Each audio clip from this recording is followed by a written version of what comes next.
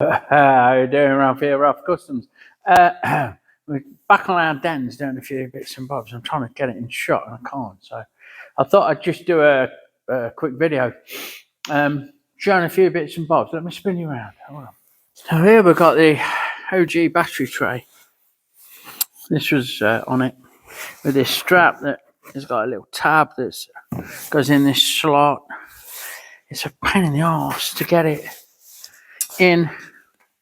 It has to come round the back, so you've got to bend it around this engine mount, and then after you've bent it around the engine mount, you have to straighten it out. Otherwise, when you pull it to fit the battery, it pings out, and there's no sign of any protection for the battery. I've looked everywhere, failing going back through the old video to see if I took something out and I forgot. What I'm going to use, and you don't see these so often nowadays.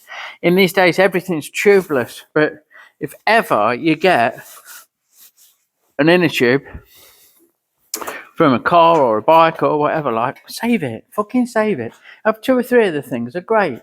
I can cut myself a little bit of rubber out of this and line that tray for our den to save his battery from vibrating.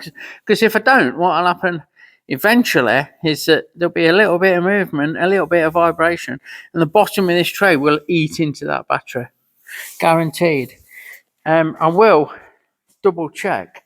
I mean, here's absolutely everything apart from the paintwork, which is in the office. That is absolutely everything apart from the paintwork, which is in the office, and wait for it, the wheels, which are up this end, because this is where it was. I've not moved these down yet because they'll just get in the way. So yeah, that's my tip. Save it, an inner tube. If you get an inner tube, save it. You know, those things they're getting rare nowadays. Not everything runs a tube tyre. In fact, not many things run a tube tyre. But the uses, I mean, you can cut strips out of it. If you cut it all the way, strips out wide, you've got yourself a thick elastic band. The length of the diameter, obviously, and so on and so forth. You know, the uses. I mean, I've cut this to fuck. Look, there's all holes in it and bits and bobs all out of it. And it would just normally go in the trash. Is it actually Dunlop? Fucking hell, it's Dunlop. Look at that. I wonder if there's a year on it. 120, 130, 120, 130, 90. 9016, 4.616, MT5, no date. But I bet it's made in the 80s or the 90s. Don't know. There you go. Save your inner tubes.